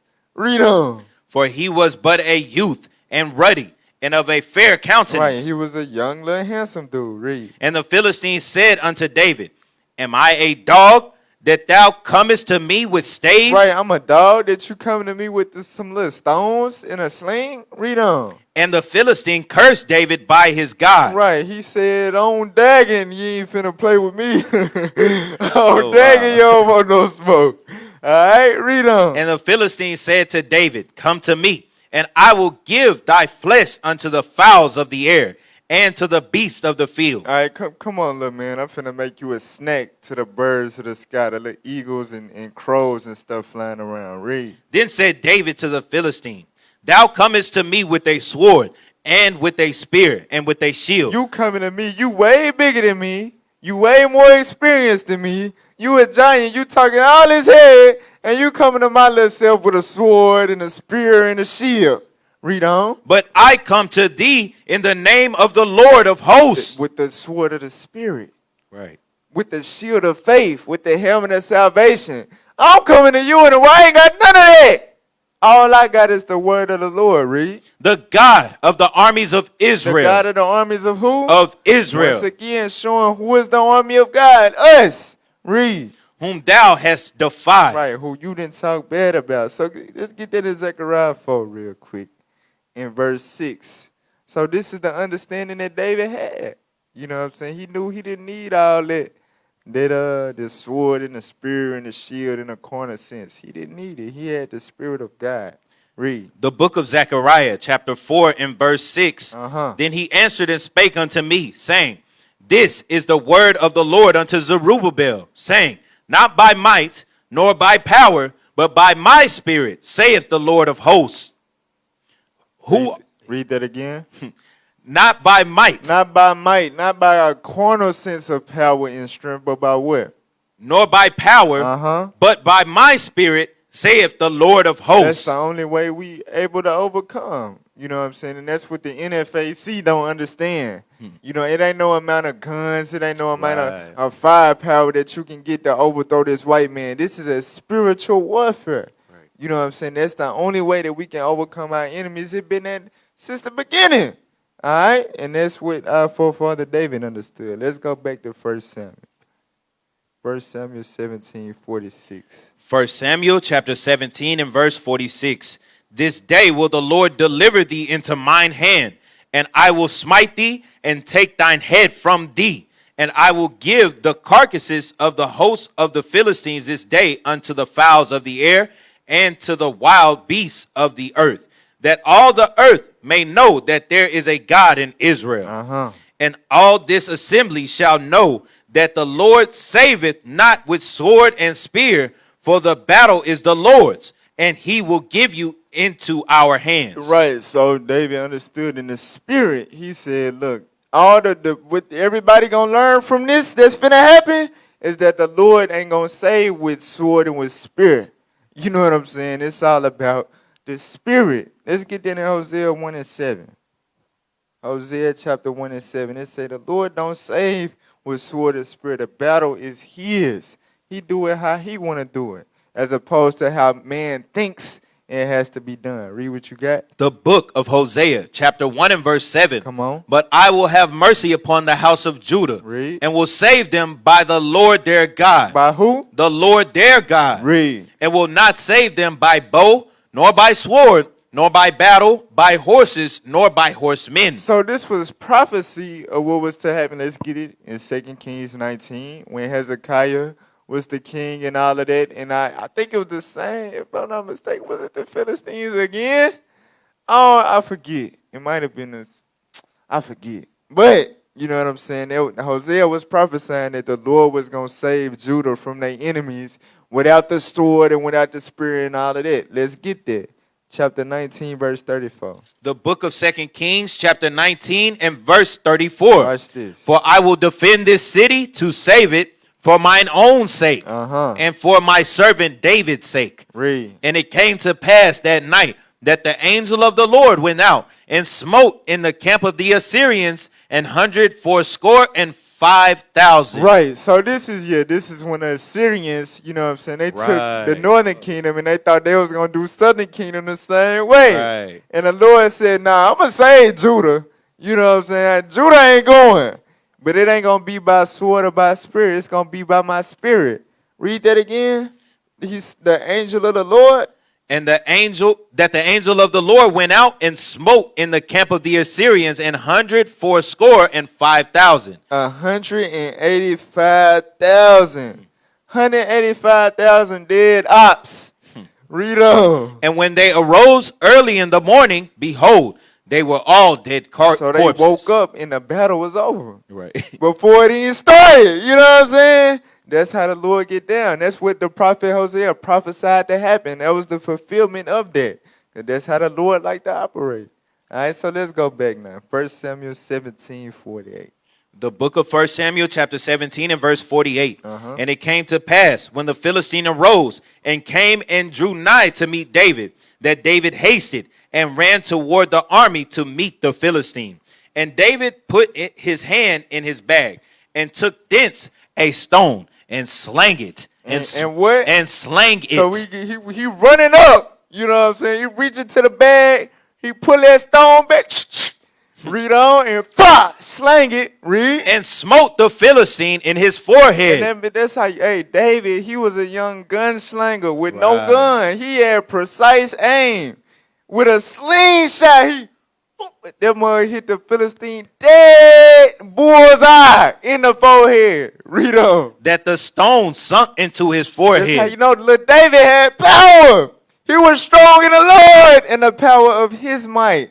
Can't nobody, I ain't finna throw no rock in that mug sink into your forehead. That mug had the velocity and ferocity of a bullet. Right. A real deal bullet. A faux bullet. But it was a smooth stone. Right. You know what I'm saying? But he released it when he slung it like a damn shotgun shell with that 7.62. Right. You know what I'm saying? Fire!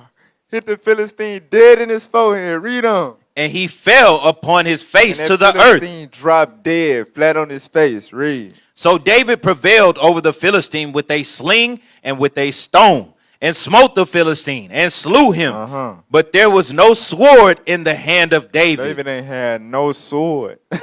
All he had was this sling and a smooth stone. And all it took was one shot. He didn't have to use the other four. One shot, one hit a quitter. It was over with.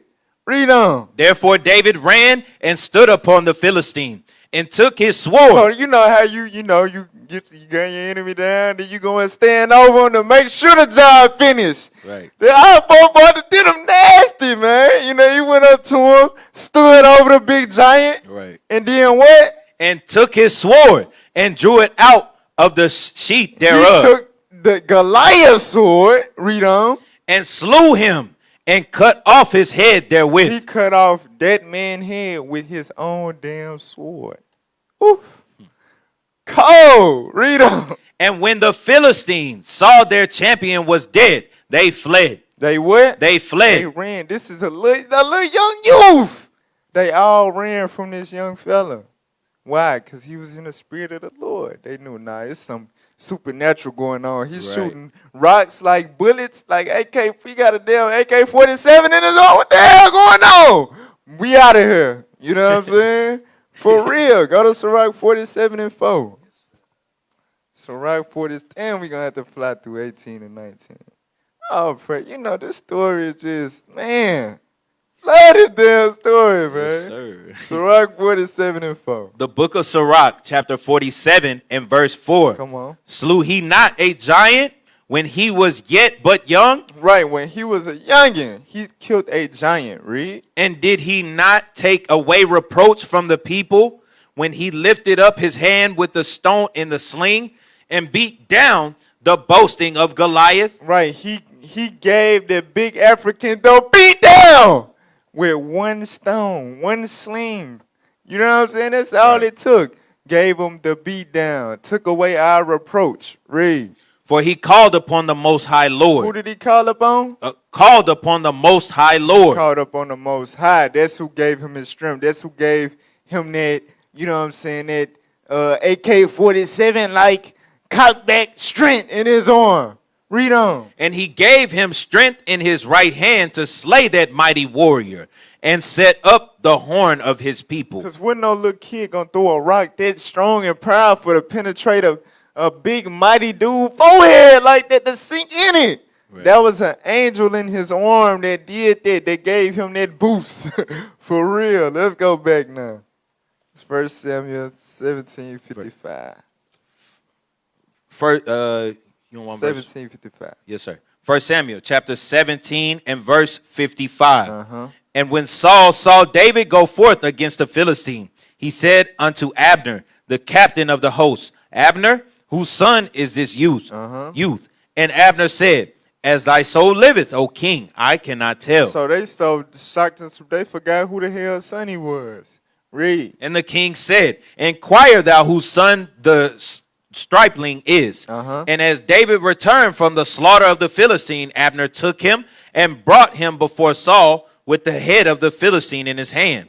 And Saul said to him, whose son art thou, thou young man? Who you is again? Whose son you is again, bruh? Read. And David answered, I am the son of thy servant Jesse the Bethlehemite. Right, so that's the story of David killing Goliath. When all the mighty men of Israel grew chicken wings, you know what I'm saying, and ran away and was afraid, that young youth stood up mighty and bold in the spirit of the Lord and gave Goliath the beat down. That's how you know this the black man book. Right. It literally said beat down. He gave him the beat down. For real. All right, so we're going to have to fly through 18 and 19. I really didn't want to fly through this because these go hard too. But Right. come on, let's read. 1 Samuel chapter 18 and verse 1. Come on. And it came to pass when he had made an end of speaking unto Saul that the soul of Jonathan was knit with the soul of David. And Jonathan loved him as his own soul. And Saul took him that day and would let him go no more home to his father's house. Then Jonathan and David made a covenant because he loved him as his own soul. Right, so it said that Jonathan's soul became knit with David. Now, you know, that's just like we had to address the last time. They were trying to say that Jonathan was on some gay stuff or whatever. But let's get Colossians 2 and 2. The precept for his soul was knit. It ain't talking about they laid down and, nah. Come on, man. People got perverted minds. Right. Colossians 2 and 2. The book of Colossians chapter 2 and verse 2. Yes, sir. That their hearts might be comforted, being knit together in love. That's right. So this is the will of Christ, that the church of Colossae hearts be knit together in love. Read on. And unto all riches of the full assurance of understanding. Right, the full assurance of what? Of understanding. Now read verse 19. Verse 19. And not holding the head, from which all the body by joints and bands having nourishment ministered. Right, so Christ is the head. We the body, we the joints. You know what I'm saying? The minister. Read on. And knit together. And what? And knit together. So just like in an actual body, how our muscles and joints and skeleton and all that is knit together to make a body, that's how we is in the body of Christ. Knit together, read. Increaseth with the increase of God. Right, so that's all it was saying. They was on one accord. They was close. They was in that, you know what I'm saying? They had the same spirit. That's what it mean by they was knit together. It wasn't saying that they was on some romantic stuff. All right, let's go back. What verse we left off? Verse 4. Yes, sir. Yeah. 1 Samuel chapter 18 and verse 4. And Jonathan stripped himself of the robe that was upon him and gave it to David, and his garments, even to his sword, and to his bow, and to his girdle. And David went out whithersoever Saul sent him, and behaved himself wisely. And Saul set him over the men of war, and he was accepted in the sight of all the people, and also in the sight of Saul's servants. And it came to pass as they came, when David was returned from the slaughter of the Philistine, that the woman came out of all cities of Israel, singing and dancing, to meet King Saul, with tabrets, with joy, and with instruments of music. Brothers know I like telling this story. So look. Yes, sir. So David, it said he was, he went wherever Saul sent him. You know what I'm saying? He was catching bodies and all that for Saul. So they go to war, whatever. They defeat the Philistines. They come back from war. And the women, it's something about women, bruh, that brothers be catching spirits behind what women say and do. I'm telling you, especially like in comparative situations, like you this, but he that. You know that come on, bro. Huh? Desi Banks. Right. So they come in to greet the warriors, including King Saul, from their victory. You know, they coming to sing a song to exhort them for the victory that they got. But watch this, read. Verse 7, and the women answered one another as they played and said, Saul has slain his thousands. So you got to think. Now, the first line in the song, you know, he probably, yeah, I give by the that, you know, Saul slain by the 10,000, yeah, you know, he loving it. But then the next line comes. Read. Saul has slain his thousands, and David his 10,000s. But then the next line is, with David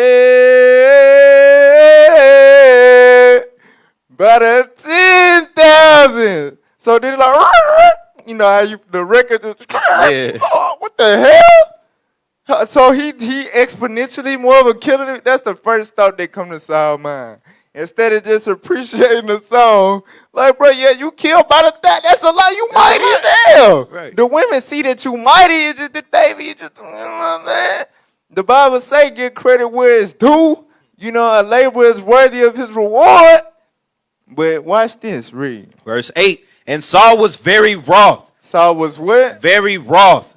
And the saying displeased him. And the saying what? Displeased He him. didn't like that line. You know, like the dude on Billy. Right. I don't like With the that shit. banana. I don't like that. You know what I'm saying? Even though he was still eating, there was some more brother still eating. But he didn't like to see the other brother eat.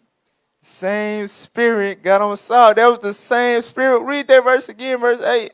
And Saul was very wroth, and the saying displeased him. That word wrath was the same word in Genesis 4 to describe how Cain felt towards Abel. Right. When Abel didn't do a damn thing to him, Abel didn't do nothing but do what the Lord asked him to do. David, likewise, didn't do nothing but what Saul himself asked him to do. But Saul became wroth. Same spirit that Cain had against his brother. Read. And he said, they have ascribed unto David 10,000s, and to me they have ascribed but thousands. And what can he have more but the kingdom? Right, he might as well have the kingdom then. Since the women weren't saying like he just so harder than me, he might well have a throne. You know, that's the spirit that came on this Negro because of a song the women came up with. Let's get Matthew 5. So look, David didn't do nothing to the brother, but serve him, but be faithful, but be loyal. You know what I'm saying? Read what you got. 5 and verse. What I say? You said 5:21. 5:21. The book of Matthew, chapter 5 and verse 21. Ye have heard that it was said by them of old time, thou shalt not kill. And whosoever shall kill shall be in danger of the judgment. But I say unto you, that whosoever is angry with his brother without a cause. Without a what? Without a cause. Without a cause. David didn't do nothing to him but what he asked him to do. So he mad at David, you know what I'm saying, for no damn reason. God said when you angry at your brother without a cause, read. Without a cause shall be in danger of the judgment. The same judgment that a murderer will get. Why? Because that is considered murder. Read on. And whosoever shall say to his brother, Rakah, shall be in danger of the council. But whosoever shall say, thou fool, shall be in danger of hellfire. All right, so now let's go back to 1 Samuel 18. So that's what's happening with Saul. He mad at his brother David for he didn't do nothing. That was the women singing it. You know what I'm saying? And he caught a spirit of hatred against David from that point forward. Read. 1 Samuel chapter 18 and verse 9. Come on. And Saul eyed David from that day and forward. He did what? Saul eyed David from that day and forward. Let's see what that eye talking about. Let's go to Sirach 14 and verse 8. It said that Saul eyed David from that day forward. All right, watch this. Read. The book of Sirach, chapter 14 and verse 8. The envious man hath a wicked eye. The what? The envious man hath a wicked eye. So what was behind that eye that Saul eyed David with from that day? Envy. It said the a wicked man had the envious eye. Read. He turneth away his face. He do what? He turneth away his face. Read. And despiseth men. And despise David. Read on. A covetous man's eye is not satisfied with his portion. A covetous man's eye is not satisfied with his portion. Brother, they said you killed by the thousands. you still made the song in a good way. You know what I'm saying? You made the cut, Ak. They love you. Right. They appreciate you. You know what I'm saying? But that's your portion. You give out 1,000, David by the 10,000. But he wasn't satisfied with it. Read on. And the iniquity of the wicked drieth up his soul. And that's what you saw. His soul started to deteriorate from that point forward. He went down that downward spiral. All right, let's go back now. Damn. I don't got much time at all. All right. Where we at? Verse 10? Yes, sir. Verse 10. All right, go ahead. The book of 1 Samuel chapter 18 and verse 10. And it came to pass on the morrow that the evil spirit from God came upon Saul. So the evil spirit that was able to get up off of him from, when David would play the harp here and there, the evil spirit came back. Read. And he prophesied in the midst of the house, and David played with his hand, as at other times. And there was a javelin in Saul's hand. It was a what? A javelin in Saul's hand. So this time when the evil spirit came on him, it came back with some, with some power. Now he got a javelin, you know what I'm saying? And what's on his mind to do with this weapon in his hand? Read. And Saul cast a javelin, for he said, I will smite David even to the wall with it. And David avoided out of his presence twice.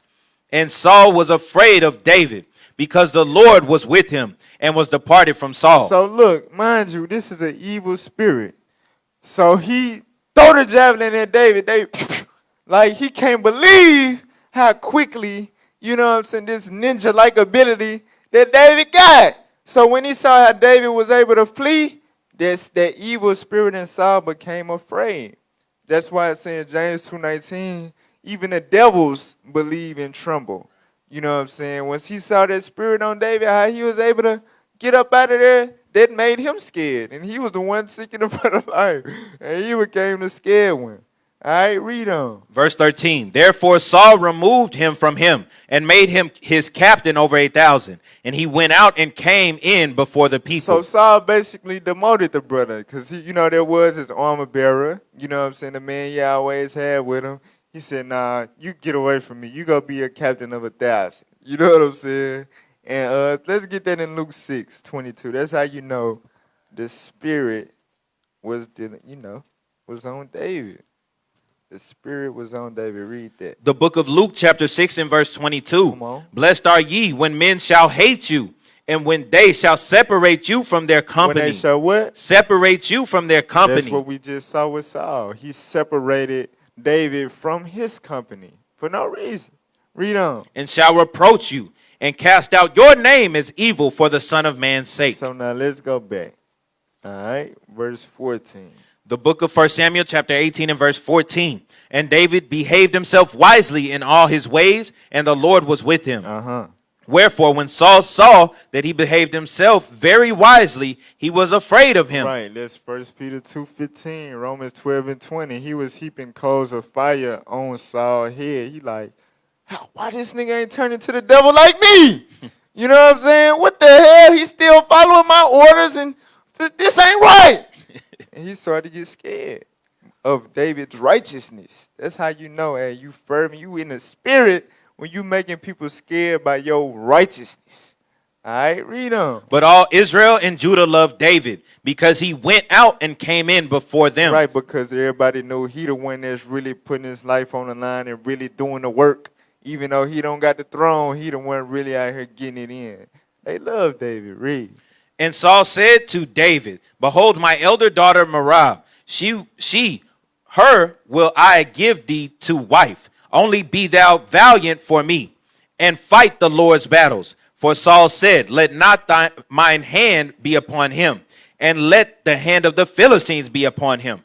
And David said unto Saul, who am I, and what is my life, or my father's families in Israel, that I should be son-in-law to the king? Remember, that was the promise in the first place with the Goliath. You know what I'm saying? Right, He already aced him out of that. So now he's saying, look, if you want my daughter, you got to go fight. You got to defeat the Philistines, thinking that David was going to be overcome by the Philistines. And David was like, who am I? He responded humbly. Like, who am I to be able to be your son-in-law? You know what I'm saying? Read on. But it came to pass at the time when Merab, Saul's daughter, have been given to David, that she was given unto Adriel the Meholathite to wife. Come on. And Michal, Saul's daughter, loved David. So Saul tricked David and said, nah, psych, you ain't getting her. Read on. And they told Saul, and the king and the thing pleased him. Right, so his other daughter, Michelle or Michal, she loved David. And Saul was like, oh, okay. Read on. And Saul said, I will give him her, that she may be a snare to him, and that the hand of the Philistines may be against him. So I'm going to use my daughter, Michelle and Michal, to trap him up, to set him up for the Philistines to kill him. Read. Wherefore Saul said to David, thou shalt this day be my son-in-law in the one of the twain. Read. And Saul commanded his servants, saying, commune with David secretly, and say, behold, the king hath delight in thee, and all his servants love thee. Now therefore be the king's son-in-law. And Saul's servants spake those words in the ears of David. And David said, seemeth it to you a light thing to be a king's son-in-law, seeing that I am a poor man and lightly esteemed? Again, responding humbly. Read on. And the servants of Saul told him, saying, on this manner spake David. And Saul said, thus shall ye say to David, the king desireth not any dowry. Right, I don't want no that, because, that was a thing. To marry the king's daughter, you had to pay a price. He said, no, I don't want no money. Read on. But 100 foreskins of the Philistines, to be avenged of the king's enemies. So you got to think, that's really gross, you know what I'm saying? But not only do you got to defeat the Philistines, you got to bring back 100 of their foreskins. Meaning what? That extra meat from an uncircumcised P-word. You know what I'm saying? That's what you got to. You got to bring me 100 of them. Watch this, Reed. But Saul thought to make David fall by the hand of the Philistines. He thought by him attempting that, it's no way that he gonna make it. It's no way he gonna make it out of that situation.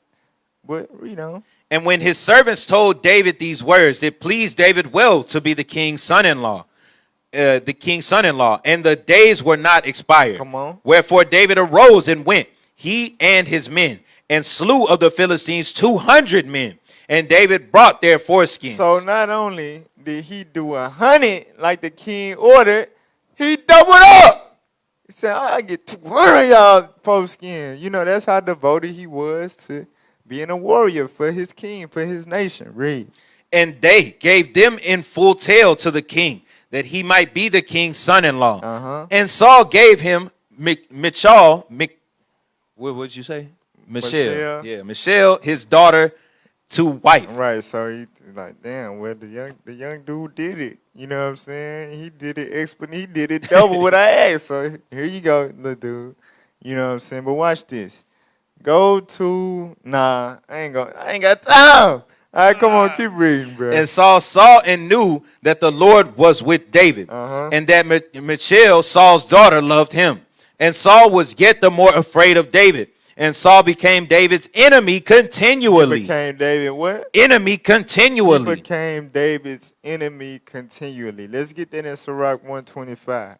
So the fact that David was righteous and obedient and humble and all of that, and Saul was envious and wicked and rebellious, and he could not stand David. He knew that. Remember, the verse said, that's how you know he was the damn devil. It says Saul was yet the more afraid of David. Well, no, verse 28 say, Saul saw and knew that the Lord was with David. The end of verse 29 says Saul became David's enemy continually. So if you know the Lord with somebody, but you choose to be their enemy, what do that make you? The damn devil. All right, read that. The book of Sirach, chapter 1 and verse 25. Yes, sir. The parables of knowledge are in the treasures of wisdom. Come on. But godliness is an abomination to a sinner. Godliness, just like how God hate homosexuality, Right. women wearing pants, you know what I'm saying, unclean food, stuff like that. That's the same way a sinner feel about godliness. When they see somebody doing righteousness, godliness, it's an abomination unto them. That's why he became David's enemy continually. Let's go to 1 John 3 and 12. 1 John 3 and 12. The book of 1 John chapter 3 and verse 12. Come on. Not as Cain, who was of that wicked one. Which was of who? That wicked one. Satan, read. And slew his brother. He did what? Slew his brother. Why? And wherefore slew he him? Let's see. Because his own works were evil, and his brother's righteous. The brother didn't do a damn thing to him but be righteous. And he was just mad because he was wicked. He couldn't be righteous like his brother. So he said, I got to take that man's life. That's the same spirit that was on Saul, the spirit of Cain, which is really the spirit of Esau. You know, the root of bitterness, you become as Esau. I was going to get it all that too. But we don't got time. Dang. All right, let's go back to 1 Samuel 17 and 30. 1 Samuel chapter 18 and verse 30. Then the princes of the Philistines went forth, and it came to pass, after they went forth, that David behaved himself more wisely than all the servants of Saul, so that his name was much set by. Meaning what? David was harmless as a dove, wise as a serpent. All right. Chapter 19, verse 1. It's only 24 verses, man. Lord's willing. Woo! Hey, I'm sorry, Officer Gilly. Hey, I hope we going to try to finish so we can get the stream up, man. I'm sorry. All right, read what you got. 1 Samuel chapter 19 and verse 1. Come on. And Saul spake to Jonathan his son and to all his servants that they should kill David. Wait a minute. So now, Saul, he said, okay, I tried to set him up for the Philistines to kill him. Since the Philistines can't get him, I'm just going to have my folks get him. You know, I'm going to have the Israelites kill the Israelite. That's how evil, you know what I'm saying? It's a downward slope with this man. So he going to, remember, Jonathan was David's best friend, though.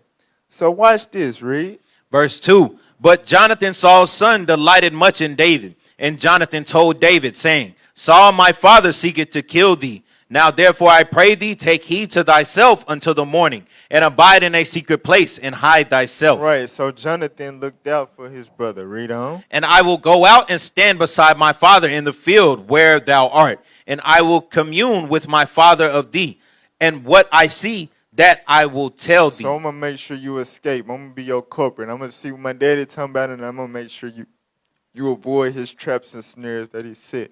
Let's get that in Sirach 6 and 14. This is what Jonathan was. Man, I'm going to have to skip all these precepts. Well, we should have started earlier, bro. Was here. It's all good. Sirach 6 and 14. The book of Sirach, chapter 6 and verse 14. Come on. A faithful friend is a strong defense. You see that's what Jonathan was to David. You got to think. Jonathan would have been next in line to be the king. You would think his loyalty is to his daddy. But he saw the spirit wasn't on his daddy. It was on his brother David. He loved David. And he said, you know what? I'm gonna make sure don't no harm come unto you. That's the loyal friend that we should be looking for. That's the lesson you can learn out of Jonathan and David. His loyalty exceeded, his lust, his desires. You know what I'm saying? It exceeded that. That's the type of friend that you want.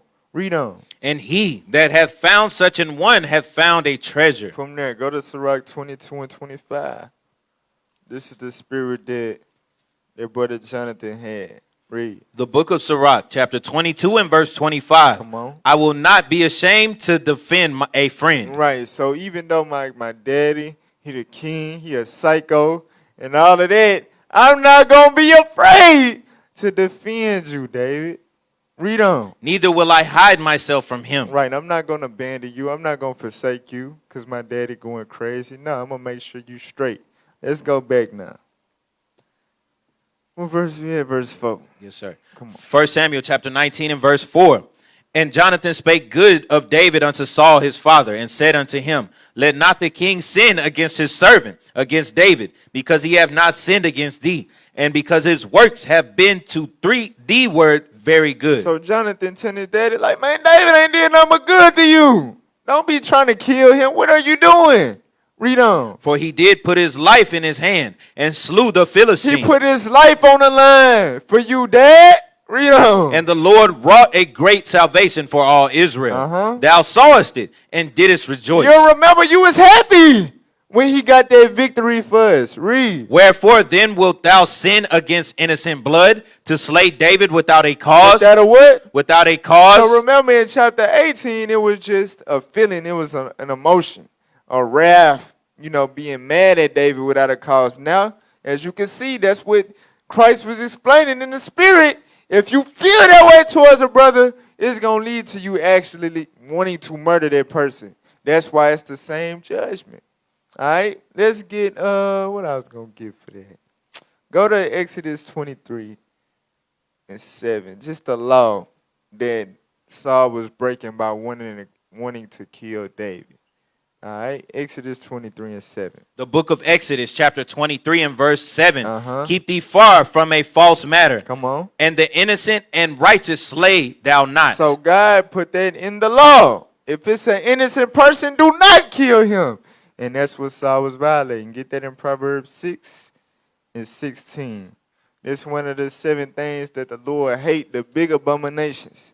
Read what you The got. book of Proverbs, chapter 6 and verse 16. Come on. These 6 things doth the Lord hate. Yea, 7 are an abomination unto him: a proud look, a lying tongue, and hands that shed innocent blood. That shed what? Innocent blood. Right. So this is the boat that Saul was in. So he was abominable to the Lord. This is what his mind was set on: slaying innocent blood. Let's go back now. 1 Samuel 19. What verse we at? Verse 6? Verse 6, yes, All sir. right. 1 Samuel chapter 19 and verse 6. Come on. And Saul hearkened unto the voice of Jonathan, and Saul sware, as the Lord liveth, he shall not be slain. So Saul was acting like his son convinced him. Like, you know what? Hey, on God, he good. I ain't going to do it. You know what I'm saying? As the Lord liveth, I'm going to spare him. Read. And Jonathan called David, and Jonathan showed him all those things. And Jonathan brought David to Saul, and he was in his presence as in times past. Right. So he went and told David, hey, look, bro, you good. I convinced him. He back right. So David come back to the crib just like in past time, playing the harp and all of that. Read on. And there was war again. And David went out and fought with the Philistines and slew them with a great slaughter.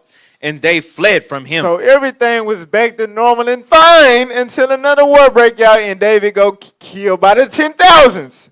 Read on. And the evil spirit from the Lord was upon Saul, as he sat in his house with his javelin in his hand. So that evil spirit of jealousy and envy was rekindled in Saul once the mighty spirit of David was displayed once again on the battlefield. Read. And David played with his hand. And Saul sought to smite David even to the wall with the javelin. This is how you know the evil spirit has leveled up. Because in past times, David playing on the harp would get the spirit to go away. Now it's stuck on Saul. Now he's trying to kill him while he playing the music. Read. But he slipped away out of Saul's presence, and he smote the javelin into the wall. And David fled and escaped that night. So David got up out of there just like in chapter 18. Read on. Saul also sent messengers unto David's house to watch him and to slay him in the morning. And Michal, David's wife, told him, saying, if thou save not thy life tonight, tomorrow thou shalt be slain. So Michal let David down through a window. Right, so Saul, he'd already tried to turn his son against David. Now he's trying to turn his daughter, which is David's wife, against him. So look, hey, if you don't, you know what I'm saying, get that man up to us or whatever, we going to kill you too.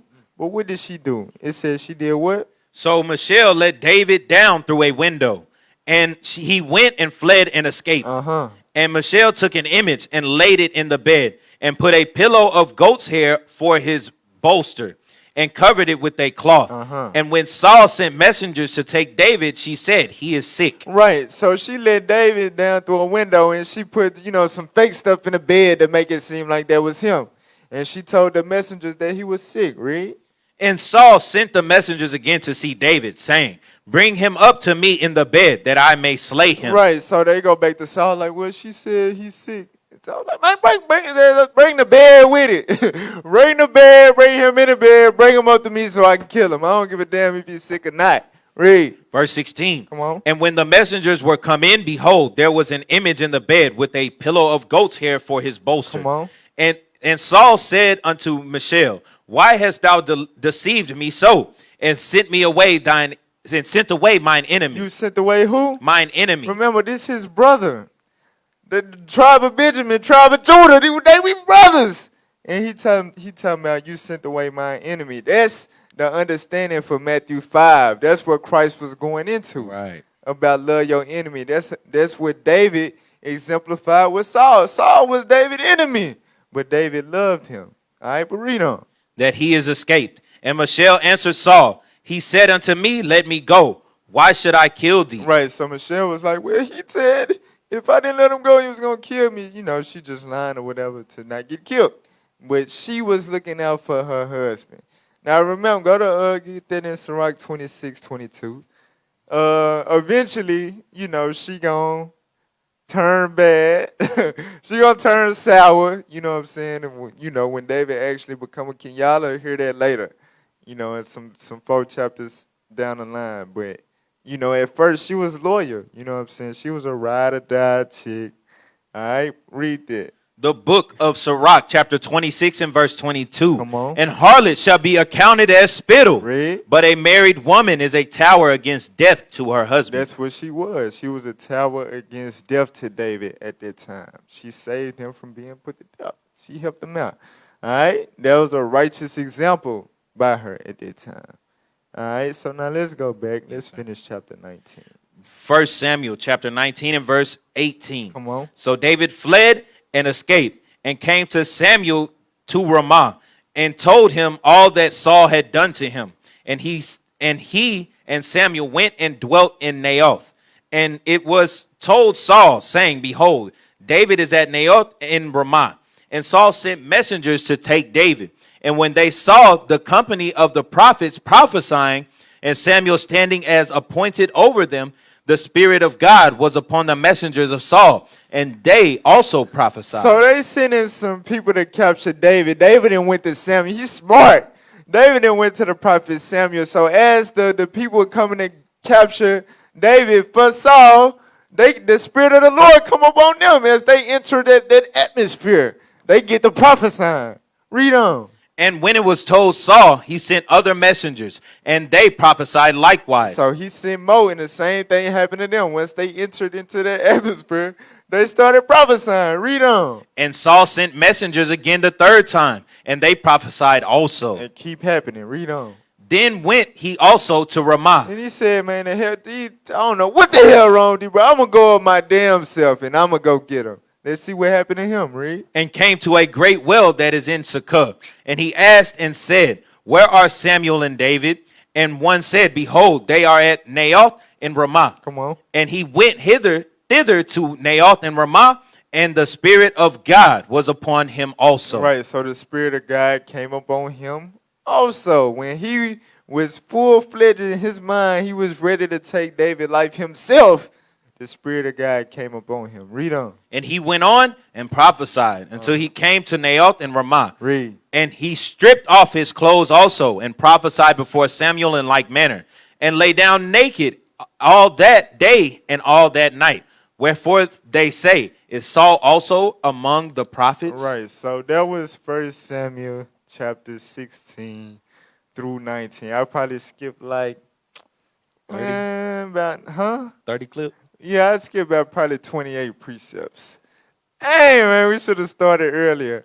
But all praises to the Most High. So as y'all can see, David was selected as Saul's replacement. You know, it shows his humble beginnings, how he defeated Goliath, was a mighty warrior, couldn't play on a harp. Saul became jealous of him because the song that the woman sung. Right. You know what I'm saying? And he started seeking a better life. But all praises, David had a faithful friend in Jonathan, you know, to help him out. He had a faithful wife at the time, Michelle, that helped him out. You know what I'm saying? And he went amongst the prophet Samuel, and then, it say, he that runneth into the tower of the Lord, you're going to be safe. And so when his enemies tried to come up against him again, that time, the Spirit of God came upon them and shut their evil spirit down. So as you can see, that's just a righteous example, man. When you fight for the Lord, it's nothing that can be done unto you. You know what I'm saying? No matter what the odds is against you or whatever. If you ordained, you predestined and all of that, it is what it is. All right, so all praise to the Most High. Escaping the Plantation 2.0 Right. coming right up out. Hopefully, I ain't knocked them off their time frame. I'm sorry. You forgive me, my brother. Officer Get a Liar. But y'all tune into there right after this, all right? I pray y'all was edified. Shalom, Most High, Shalom. Christ bless.